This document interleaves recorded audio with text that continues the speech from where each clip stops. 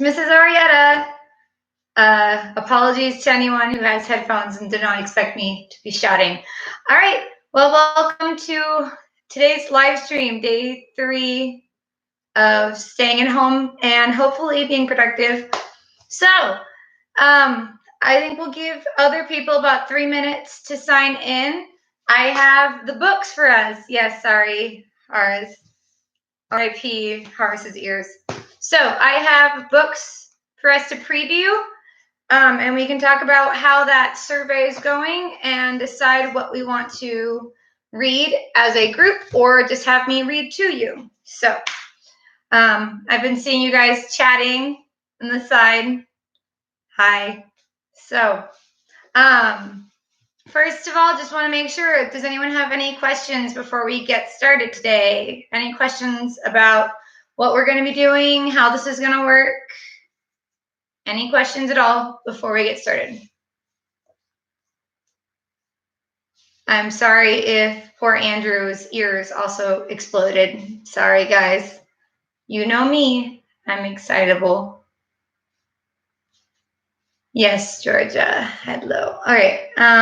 So yes, and this is for 7th and 8th grade, since it sounded like both grade levels were interested in doing the same thing, like a book club where either you read and then we talk about it, or I read to you. Everyone was into the same ideas, so I figured we could do this as one big group, 7th and 8th grade combined. And no, this is not going to affect your grade. This is mostly so that you guys can count this for any independent reading that you want to, and your parents, if they want you to be reading, maybe you could convince them that this totally counts, right? Do you have a question, Andrew, or are you concerned about the barbecue sauce? I'm sorry, what is about the barbecue sauce? All right, so I hope you guys were here mostly to find out the results of the book club survey. I don't think I said it so that you guys could see the results. So right now, for the section on books that are in the public domain where you guys could read ahead and read it on your own, and then we could talk about it later. In first place, we have Alice in Wonderland with 23 votes. In second place is The Wizard of Oz with 21 votes. Third place is Peter Pan with 15 votes. And in fourth place, our honorable mention goes to The Secret Garden with 14 votes. For the books that I would just read to you, that you don't necessarily have copies at home, not all of you at least, and if you wanted to get a copy, you would have to purchase it because it's not public domain. In first place, we have Mary Poppins. Second place is The Hunger Games. Third place is Winnie the Pooh. Fourth place is A Wrinkle in Time. And for fifth place, I had a tie between Lord of the Rings book, Fellowship of the Ring, and Island of the Blue Dolphins. We're tied for fifth place. So if it's all right with you guys, I was going to go ahead and read a little bit of each book. And I've set the survey so that if you want to change your vote, if you thought you wanted to read Alice in Wonderland, and after reading a couple of pages of it, you say, it's not at all what I pictured, I've only seen the Disney movie, you guys can change your vote. You can go back to that survey and you can change your vote if you decide you don't want to read Alice in Wonderland. So I figured we could start with the books that are public domain, where you guys would be reading along potentially, or you could just come in here and have me read with you. Should we start with Alice, Oz, Peter Pan, or The Secret Garden? And yes, Horace, you can count either these videos or you can read these public domain books, which are on the link in Google Classroom. You guys can read those at home. It's all online. I see one person voting for Oz, one for Alice. I'm starting with one of these books. I'm seeing 2 votes for Oz. So let's start with The Wonderful Wizard of Oz. How about we read about 1 full page-ish of each book. And hopefully you guys can hear me okay. Hopefully I'm not too boring. I'm going to try to read as excitable as I do when I'm reading The Outsiders in school. Haris and Hazik, Hunger Games will come later. We're going to do the public domain books first. So here is the first page of The Wonderful Wizard of Oz. Chapter 1, The Cyclone. Dorothy lived in the midst of the great Kansas prairies with Uncle Henry, who was a farmer, and Aunt Em, who was the farmer's wife. Their house was small, for the lumber to build it had to be carried by wagon many miles. There were 4 walls, a floor, and a roof, which made one room, and this room contained a rusty-looking cook stove, a cupboard for the dishes, a table, 3 or 4 chairs, and the beds. Uncle Henry and Aunt Em had a big bed in one corner, and Dorothy a little bed in another corner. There was no garret at all, and no cellar, except a small hole dug in the ground, called a cyclone cellar, where the family could go in case one of those great whirlwinds arose, mighty enough to crush any building in its path. It was reached by a trap door in the middle of the floor, from which a ladder led down into the small dark hole. When Dorothy stood in the doorway and looked around, she could see nothing but the great gray prairie on every side. Not a tree nor a house broke the broad sweep of flat country that reached to the edge of the sky in all directions. The sun had baked the plowed land into a gray mass, with little cracks running through it. Even the grass was not green, for the sun had burned the tops of the long blades until they were the same gray color to be seen everywhere. Once the house had been painted, but the sun blistered the paint and the rains washed it away, and now the house was as dull and gray as everything else. All right, so there's the first 2 paragraphs of Oz. What do you guys think of it so far? Go ahead and put in the chat. What do you think of Wizard of Oz? I hope you guys can kind of picture the movie, and now you see why they started it in black and white. It's a interesting portrayal of Kansas. Poor Kansas does not sound good. I think the next one I'll read is Alice in Wonderland. So we'll read another 2-ish paragraphs. Yes, it is kind of dry, but you gotta remember that book was written in the 1900s, like 1900s. So here is Alice in Wonderland, for which I have my own copy, and look how pretty. So for this one, I would actually be able to show you guys the illustrations that are on some pages. So how many of you guys remember from the Disney movie, there's a song that the flowers sing in the golden afternoon? That is actually based on a poem that Lewis Carroll published along with Alice in Wonderland. So the book actually starts with a poem. All in the golden afternoon, full leisurely we glide, for both our oars with little skill by little arms are plied, while little hands make vain pretense our wanderings to guide. So that's actually how it starts, is a long poem. But let's go to Alice. I think you guys are here for Alice. So first chapter is called Down the Rabbit Hole. So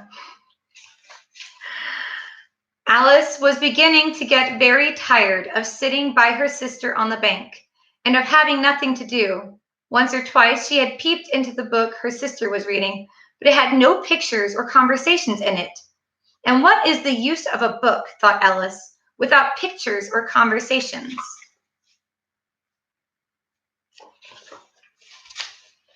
Let's read the next chapter. So she was considering in her own mind, as well as she could, for the hot day made her feel very sleepy and stupid, whether the pleasure of making a daisy chain would be worth the trouble of getting up and picking the daisies, when suddenly a white rabbit with pink eyes ran close by her. There was nothing so very remarkable in that, nor did Alice think it was so very much out of the way to hear the rabbit say to itself, oh dear, I shall be too late." When she thought it over afterwards, it occurred to her that she ought to have wondered at this, but at the time it all seemed quite natural. But when the rabbit actually took a watch out of its waistcoat pocket and looked at it and then hurried on, Alice started to her feet, for it flashed across her mind that she had never before seen a rabbit with either a waistcoat pocket or a watch to take out of it. And, burning with curiosity, she ran across the field after it, and was just in time to see it pop down a large rabbit hole under the hedge. So that's the first page-ish of Alice in Wonderland. If we read this one, I can show you guys the pictures, and I will be reading the poetry that goes along with it because you know me, poetry is fun. So that's another one of the books that is public domain, which means it is free to read. You may look at those in the link on Google Classroom. The other two that are public domain that I could read a page from right now would either be Peter Pan or The Secret Garden. So you guys can vote in the chat right now which one you want to read next, Peter Pan or The Secret Garden. And how long is the book? This one is about, okay, this is 190-ish page, but there's a lot of pictures and poetry. Not sure how long Oz is. I'm seeing Secret Garden, Peter. Okay, Peter Pan it is. So give me a second. Sorry if it glitches. I've got like 10 tabs open. So let's go ahead and read chapter 1-ish, just a little bit of Peter Pan. So chapter 1, Peter breaks through. All children, except one, grow up. They soon know that they will grow up. And the way Wendy knew was this. One day, when she was 2 years old, she was playing in a garden, and she plucked another flower and ran with it to her mother. I suppose she must have looked rather delightful, for Mrs. Darling put her hand to her heart and cried, "Oh, why can't you remain like this forever?" This was all that passed between them on the subject. But henceforth, Wendy knew that she must grow up. You always know after you are 2. 2 is the beginning of the end. Of course, they lived at 14, their house number on their street. And until Wendy came, her mother was the chief one. She was a lovely lady, with a romantic mind and such a sweet, mocking mouth. Her romantic mind was like the tiny boxes, one within the other, that come from the puzzling East. However many you discover, there is always one more. And her sweet, mocking mouth had one kiss on it that Wendy could never get, though there it was, perfectly conspicuous in the right-hand corner. The way Mr. Darling won her was this. The many gentlemen who had been boys when she was a girl discovered simultaneously that they loved her, and they all ran to her house to propose to her, except Mr. Darling, who took a cab and nipped it first, and so he got her. He got all of her, except the innermost box and the kiss. He never knew about the box, and in time he gave up trying for the kiss. Wendy thought Napoleon could have got it, but I can picture him trying, and then going off in a passion, slamming the door. Mr. Darling used to boast to Wendy that her mother not only loved him, but respected him. He was one of those deep ones who know about stocks and shares. Of course, no one really knows. He quite seemed to know, and he often said stocks were up and shares were down in a way that would have made any woman respect him. All right, that is the first page-ish of Peter Pan. What do you guys think of Peter Pan so far? That was the introduction of the Darling family, or at least Mr. and Mrs. Darling. So put in the chat what you think of it. And to those of you who have joined since I started, just want to let you guys know that you can change your votes. I've set up the survey where if you don't like what you're hearing, like if Peter Pan sounded a little dull to you, you may change your vote and unvote for something.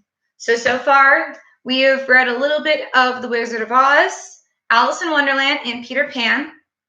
Next up, for the ones that you guys can read along with me that are public domain, would be The Secret Garden. So I'm going to read about a page of The Secret Garden. Let's see how it sounds to you guys.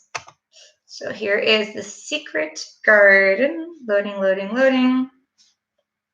My 10 million tabs, draining my internet. Probably gonna glitch now. Sorry if I'm glitching. Technical problems. What live stream YouTuber doesn't have these problems? Okay, I'm gonna close Peter Pan and Oz since we're already done with those. And let's see what you guys are saying in this chat too. Where do we put the reading minutes? You should write them down on a piece of paper somewhere. I have no reading log for you. There's no way for you to keep track unless you like write it down yourself. So here is The Secret Garden by Frances Hodgson Burnett. So let's read just the first paragraph because that is a long paragraph. All right, chapter 1, There is no one left. When Mary Lennox was sent to Misselthwaite Manor to live with her uncle, everybody said she was the most disagreeable-looking child ever seen. It was true, too. She had a little thin face and a little thin body, thin light hair, and a sour expression. Her hair was yellow, and her face was yellow, because she had been born in India and had always been ill in one way or another. Her father had held a position under the English government and had always been busy and ill himself. And her mother had been a great beauty who cared only to go to parties and amuse herself with gay people. She had not wanted a little girl at all, and when Mary was born, she handed her over to the care of an ayah, who was made to understand that if she wished to please the Mem Sahib, she must keep the child out of sight as much as possible. So when she was a sickly, fretful, ugly little baby, she was kept out of the way, and when she became a sickly, fretful, toddling thing, she was kept out of the way also. She never remembered seeing familiarly anything but the dark faces of her ayah and the other native servants, and as they always obeyed her and gave her her way in everything, because the Mem Sahib would be angry if she was disturbed by her crying. By the time she was 6 years old, she was as tyrannical and selfish a little pig as ever lived. The young English governess who came to teach her to read and write disliked her so much that she gave up her place in 3 months. And when other governesses came to try to fill it, they always went away in a shorter time than the first one. So, if Mary had not chosen to really want to know how to read books, she would never have learned her letters at all.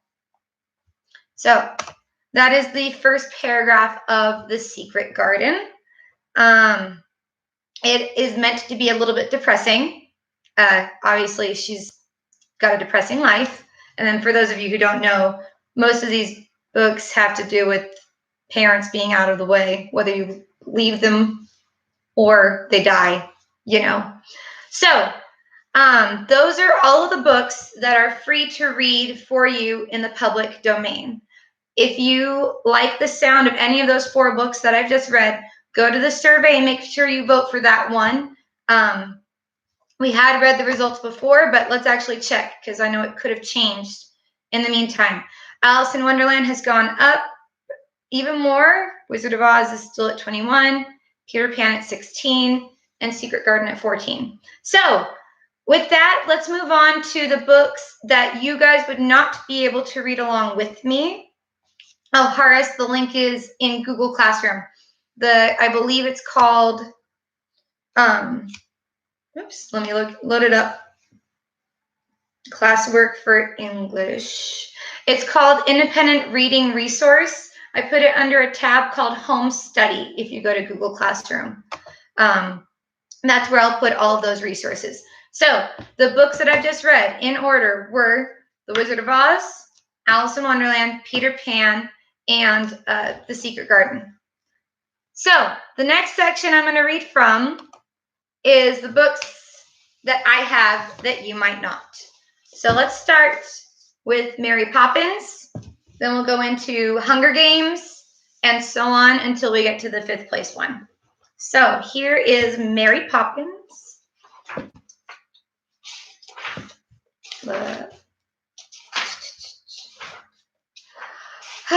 Sorry, there's a lot of tables of contents. Not that it needed it. All right. Let's read the first page of Mary Poppins. Chapter 1, East Wind. If you want to find Cherry Tree Lane, all you have to do is ask the policeman at the crossroads. He will push his helmet slightly to one side, scratch his head thoughtfully, and then he will point his huge white-gloved finger and say, "First to your right, second to your left, sharp right again, and you're there. Good morning." And sure enough, if you follow his directions exactly, you will be there, right in the middle of Cherry Tree Lane, where the houses run down one side and the park runs down the other, and the cherry trees go dancing right down the middle. If you are looking for number 17, it is more than likely that you will be, for this book is all about that particular house. You will very soon find it. To begin with, it is the smallest house in the lane, and besides that, it is the only one that is rather dilapidated and needs a coat of paint.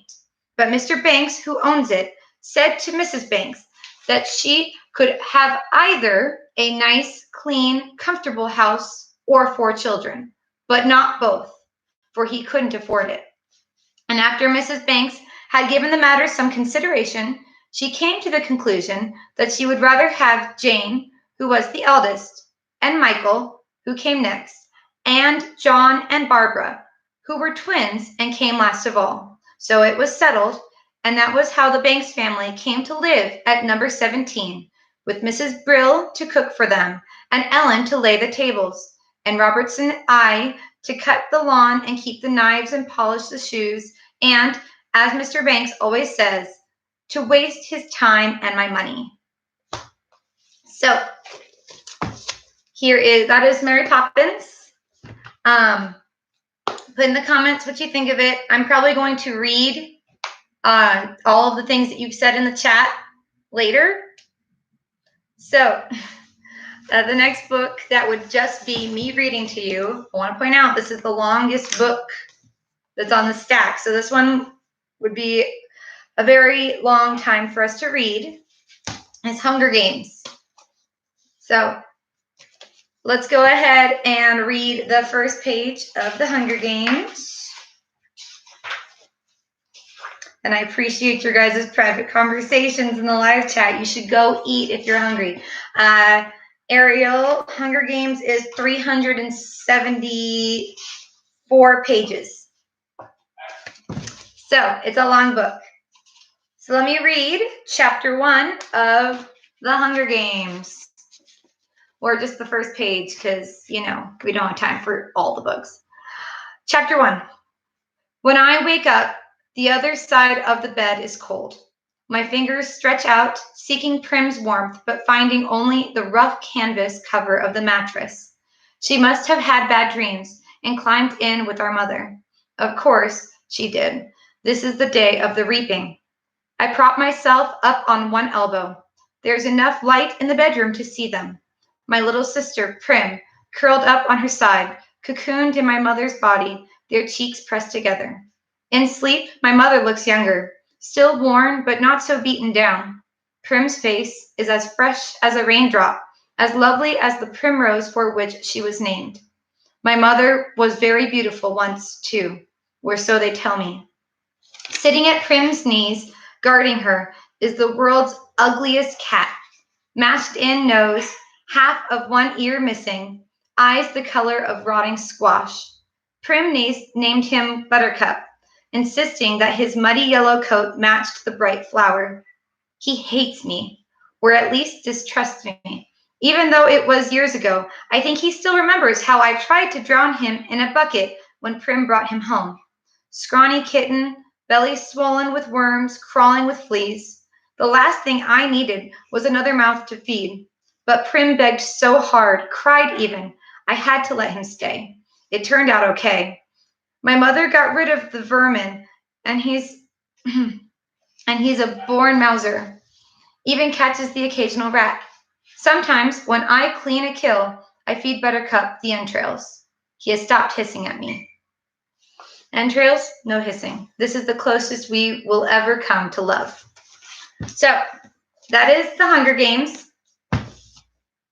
It is obviously going to be a little more fast-paced, but if we do this one, I might need to check with your parents because as some of you probably already know, there's a little bit of killing in this one. So if you guys do vote for this one, keep in mind I might have to have a survey for parents. All right?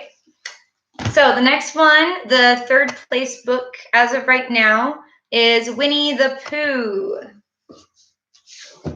So here is my copy of Winnie the Pooh, written by A.A. Milne. Oh, and what do you know? This is the one I received for my first birthday, or my first Christmas. Just cuteness. My mom and dad gave this to me when I was a baby. And just so you guys know, it does indeed have the map of the 100-acre woods. So here is the first page of Winnie the Pooh, which is kind of more like a bunch of short stories. Chapter 1, in which we are introduced to Winnie the Pooh and some bees, and the stories begin. Here is Edward Bear, coming downstairs now, bump, bump, bump, on the back of his head, behind Christopher Robin. It is, as far as he knows, the only way of coming downstairs, but sometimes he feels that there really is another way, if only he could stop bumping for a moment and think of it.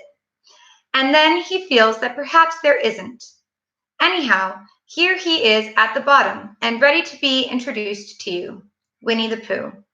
When I first heard his name, I said, just as you are going to say, but I thought he was a boy.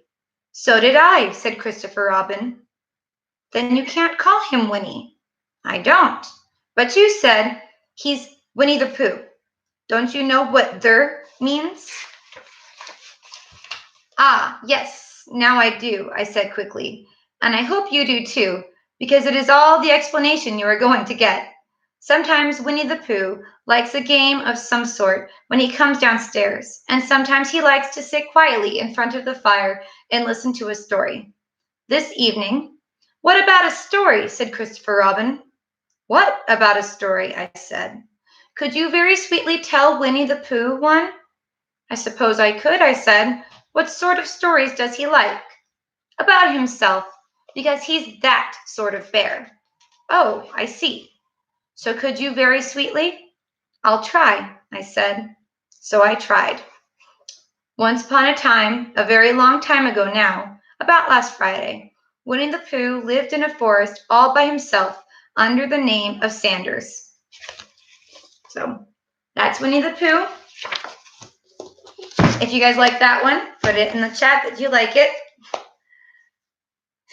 And you don't have to worry about other people talking over me like what happens in class, because I am pretty much uninterrupted here. Sorry if you guys can hear Tesla barking. She wonders why I'm not letting her inside. Okay, the next one on my list, I only have two more now, is Wrinkle in Time. And then after that, I'll read a little bit from Island of the Blue Dolphins. And then it's up to you guys to go back to the survey and make sure your votes reflect what book you want to win. I'll reread the results and then when I'm done with these two, so you guys can know what the standings currently are. So here is A Wrinkle in Time. Chapter 1, Mrs. Whatsit. It was a dark and stormy night. In her attic bedroom, Margaret Murray, wrapped in an old patchwork quilt, sat on the foot of her bed and watched the trees tossing in the frenzied lashing of the wind. Behind the trees, clouds scuttled frantically across the sky. Every few moments, the moon ripped through them, creating wraith-like shadows that raced along the ground. The house shook. Wrapped in her quilt, Meg shook. She wasn't usually afraid of weather. It's not just the weather, she thought. It's the weather on top of everything else, on top of me, on top of Meg Murray doing everything wrong. School. School was all wrong. She'd been dropped down to the lowest section in her grade. That morning, one of her teachers had said crossly, "Really, Meg, I don't understand how a child with parents as brilliant as yours are supposed to be, can be such a poor student. If you don't manage to do a little better, You'll have to stay back next year." During lunch, she'd roughhoused a little to try to make herself feel better, and one of the girls said scornfully, "After all, Meg, we aren't grammar school kids anymore. Why do you always act like such a baby?" And on the way home from school, walking up the road with her arms full of books, one of the boys had said something about her dumb baby brother. At this, she'd thrown the books on the side of the road and tackled him with every ounce of strength she had, and arrived home with her blouse torn and a big bruise under one eye. So that is A Wrinkle in Time. There is a movie for that one too that Disney produced. It's pretty good, pretty good. Last book I'm going to read a section of today is one that I put on the list because I remember reading it when I was in school and I always loved it. Is Island of the Blue Dolphins by Scott Odell. So let's read a page or two of this, and then I will reread what the survey results say. So, yes, I agree. The movie was okay. It wasn't my favorite movie book adaptation, but it was okay. I think Reese Witherspoon's acting was the best part of it. So, here is Island of the Blue Dolphins. Chapter 1. I remember the day the Aleut ship came to our island. At first, it seemed like a small shell afloat on the sea. Then it grew larger and was a gull with folded wings. At last, in the rising sun, it became what it really was, a red ship with 2 red sails. My brother and I had gone to the head of a canyon that winds down to a little harbor, which is called Coral Cove. We had gone to gather roots that grow there in the spring.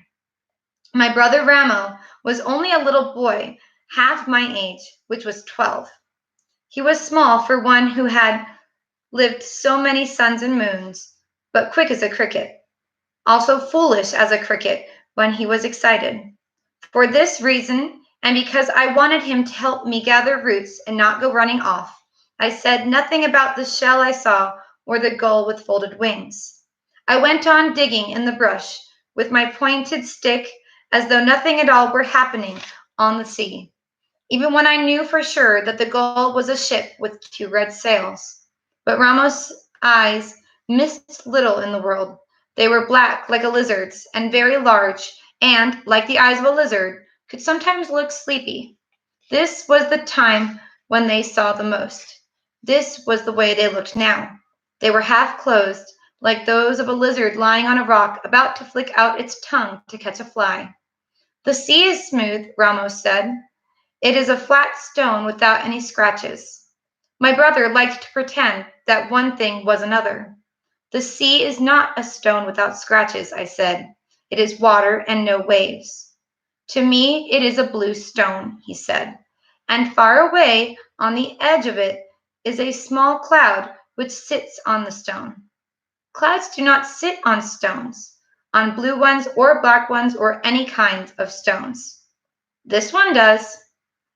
Not on the sea, I said. Dolphins sit there, and gulls, and cormorants, and otters, and whales too, but not clouds. It is a whale, maybe. All right.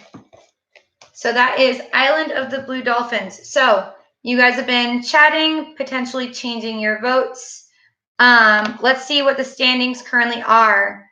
As of right now, Alice in Wonderland is still in first place for the first section with 24 votes. Wizard of Oz has 22 votes. Peter Pan has 17. Secret Garden has 16. And Huckleberry Finn, I know someone is asking about it, has 12 votes. For the books where I read to you guys, Hunger Games is in first place, followed by Mary Poppins, then Winnie the Pooh, Wrinkle in Time, and Island of the Blue Dolphins. So you guys have 24 hours, give or take, probably less, to get your friends to vote. They can watch this live stream so that they can listen to what each of the books kind of sounds like. You should look at the links and start reading more of some of the other books that are on there too. At noon tomorrow, I will close that survey. And I will start at 1 o'clock tomorrow with whatever book wins. Yes, poor Peter Pan. Horace says, can this be worth a day of reading? Well, were your eyes on words on a page or something?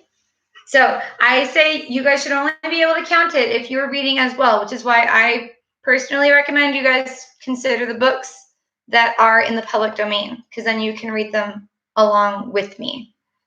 And if you don't think your friends know about the stream or about how I've been posting on Google Classroom, you should tell them. If you have friends who are not in my classes, but they want to join the book club, you can share the link with them as well. I don't know if you guys noticed, but this one was public. So this is a public video. Any students can come join. So yes, it was 30 minutes of lots of different books, but you guys weren't doing the reading. I was. Any questions? Anyone want me to read a page of any other book? Does someone want me to try to read Huckleberry Finn? Because I might have it. I might. Yes, and I am editing Midsummer Night's Dream for the drama club right now. So if you guys have any questions, you can comment on Google Classroom. I get my notifications faster for Google Classroom for some reason. So put those comments there, or questions or whatever you might need. Esperanza Rising. Anyone else want to hear that one besides Julia? Esperanza Rising. Esperanza Rising. Sorry, I have all my books on the floor because my bookshelf is filled. One page of this. I'm seeing a couple people say yes to that.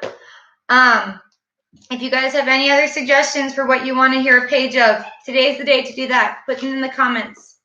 So here is one page of Esperanza Rising. So,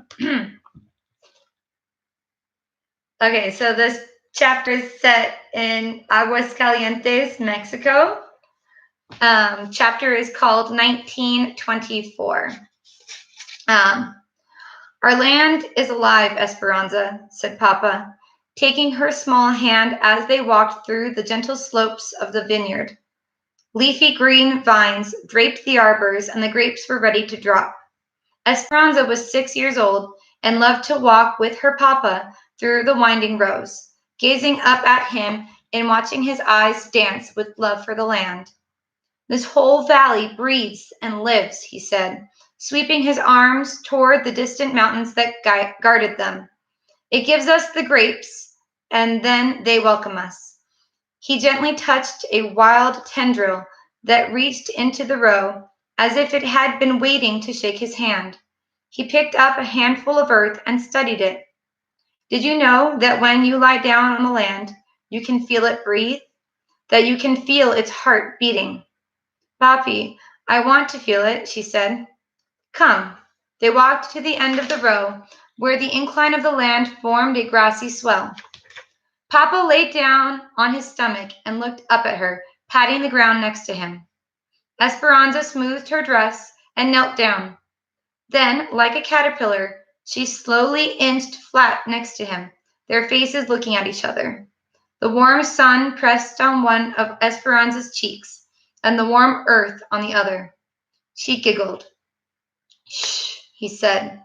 You can only feel the earth's heartbeat when you are still and quiet. So, that is one-ish page of Esperanza Rising.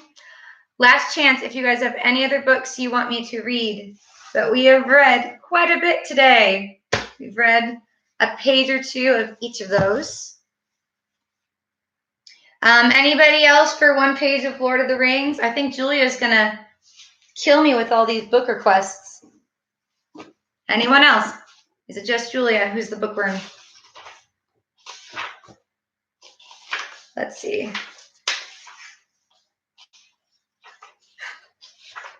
I will keep reading. I'm just obligated to work. That's all I have to do. You're done after that? I do not have my Harry Potter books. I know it's blasphemy. I don't have Harry Potter. My mom has all of my books. So let's skip the prologue of Lord of the Rings.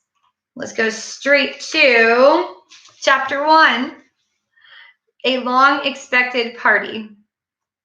When Mr. Bilbo Baggins of Bag End announced that he would shortly be celebrating his 111st birthday with a party of special magnificence, there was much talk and excitement in Hobbiton. Bilbo was very rich and very peculiar, and had been the wonder of the Shire for 60 years, ever since his remarkable disappearance and unexpected return. The riches he had brought back from his travels had now become a local legend, and it was popularly believed, whatever the old folk might say, that the hill at Bag's End was full of tunnels stuffed with treasure. And if that was not enough for fame, there was also his prolonged vigor to marvel at. Time wore on, but it seemed to have little effect on Mr. Baggins. At 90, he was much the same as 50. At 99, they began to call him well-preserved, but unchanged would have been nearer the mark. There were some that shook their heads and thought this was too much of a good thing. It seemed unfair that anyone should possess, apparently, perpetual youth as well as, reputedly, inexhaustible wealth. It will have to be paid for, they said. It isn't natural, and trouble will come of it. So that is the beginning of the Fellowship of the Ring. All right, I have not seen any other book requests in the comments. I see a lot of you are saying goodbye. I appreciate you all sticking around this long. So make sure you put your votes in. Tell your friends that they need to vote. And tomorrow at 1 o'clock, we will start reading The Winner, no matter what.